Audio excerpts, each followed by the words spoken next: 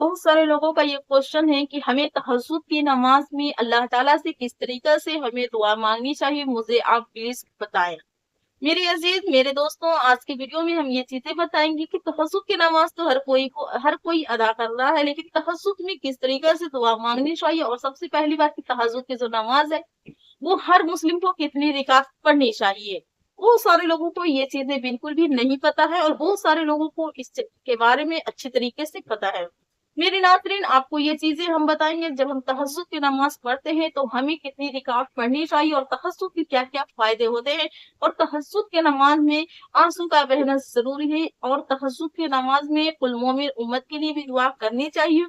बहुत सवाल का जवाब दूंगी, क्योंकि देखिए तहज्जुद जो नमाज होती है अजीज, तो तहज्जुद की जो नमाजें होती है ना, वो तहज्जुद की नमाज अल्लाह ताला ने खास तौर पे एक हमारी अच्छी नमाज है। तहज्जुद की नमाज जब हम यकीन के साथ अल्लाह ताला ने हमें दिया है, तो हमें चाहिए कि हमें तहज्जुद में अपनी मुश्किलात के बारे में, अपनी मुश्किल को हल करने के लिए अल्लाह ताला से लाड़ लगाए, प्यार लगाए। अब एक्चुअल में हम आपको ये चीजें बता देते हैं तहज्जुद होता क्या है।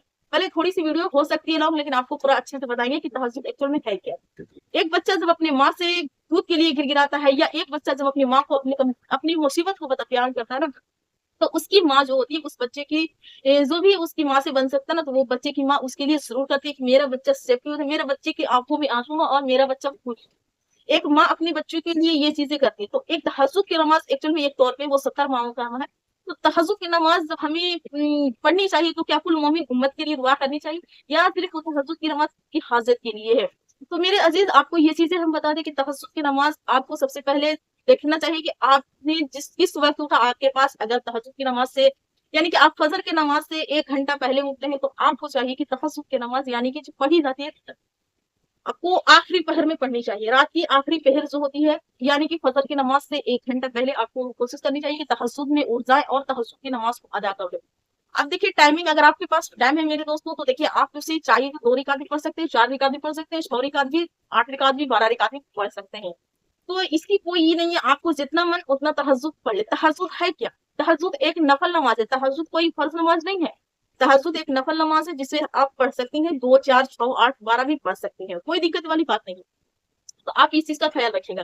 अब रहिए कि तहज्जुद का तरीका क्या। तो जैसे हम आम नमाज पढ़ते हैं, बस अपनी नमाज में उसे ही पढ़ना, नियत सिर्फ करना है तहज्जुद। और आप अगर जबान से ना भी कहना चाहें तो अल्लाह ताला दिल के हाल को जानने वाला है, यानी जिसने इरादा कर लिया वो ही आपकी नियत हो गई। तो अल्लाह ताला जबान से कहिए या अपने दिल में यकीरा नियत कर लीजिए, वो आपकी होगी। तो जिस तरीके से आप आम नमाज पढ़ते हैं उस तरीके से नमाज पढ़िए। और अपने तहज्जुद में, अब क्वेश्चन ये कि तहज्जुद में क्या आंखों से आंसू बहना जरूरी है।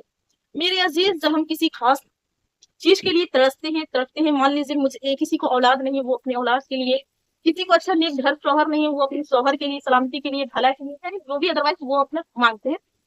तो इसमें ऑटोमेटिकली अपनी आंखों से खुद ही आंसू बहने लगते हैं, इसलिए कि इस चीज की तलब दिल करती है और उसी चीज की तलब जबान भी करती है और उसी चीज हमारे माइंड में भी चलती है ना। तो ऑटोमेटिकली जो होता है ना, अपने आंसू बहना शुरू हो जाता है। ठीक है।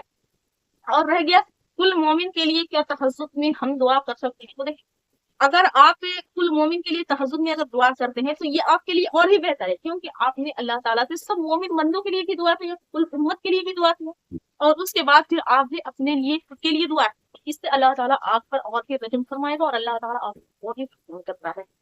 तो आप चाहिए तो इसमें कोई भी दिक्कत नहीं है, आप कुल मोमिन के लिए भी दुआ कर सकते हैं। फिर उसके बाद लास्ट में अपने लिए भी अपनी हाजत को अल्लाह ताला के सामने बयान, और फिर उसके बाद आपको जब भी दुआ के लिए हाथ उठाएं, तो सबसे पहले आपको 3 मरतबा दुरूद इब्राहिम को पढ़ लेनी है, फिर आपको अलहम्द पढ़ लेनी है, आपको उसके साथ कोई और सूरा मिला देनी है, फिर अल्लाह ताला की ढेर सारी तारीफ को बयान कर रही है। उसके बाद फिर आप अल्लाह ताला से कुल मोमिन के लिए दुआ कीजिए, खुद की हाजिर अल्लाह से प्यार कीजिए, अल्लाह से रो कर राह लगा कर मांगिए।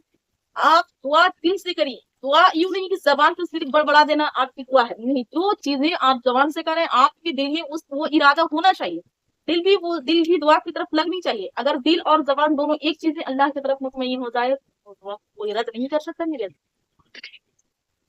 तो दुआ आप मांग सकते हैं, कोई भी दिक्कत है नहीं। आप दुआ मांगे, फिर लास्ट में दुआ मांग ले, फिर 3 बार दुरूद इब्राहिम को पढ़ ले, उसके बाद आप सलाम पे आप अपने हाजिर वहां पे तस्बीह पढ़ लें। जैसे कि आप खूब अस्तगफार की भी कसरत कर सकते हैं, अस्तगफार पढ़ ले, हस्बुनल्लाहु व निअमल वकील पढ़ ले, ला इलाहा इल्ला अंत सुब्हानका इन्नी कुन्तु मिनज़ ज़ालिमीन पढ़ ले।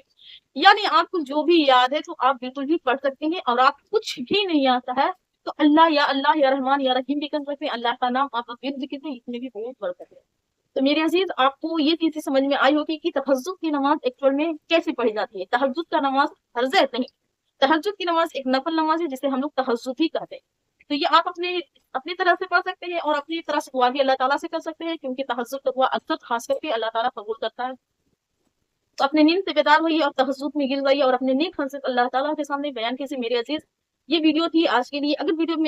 اگر یہ ویڈیو آپ کو پسند آئی ہو اور اگر آپ کو یہ ویڈیو سے تھوڑا سا بھی سیکھ صحیح لگا ہو تو میرے دوستوں اس ویڈیو کو لائک کیجیے گا اور میرے اس چینل پہ سمجھو قرآن کو سبسکرائب کیجیے، آگے فیملی میں شیئر کیجیے گا۔ السلام علیکم ورحمۃ اللہ وبرکاتہ۔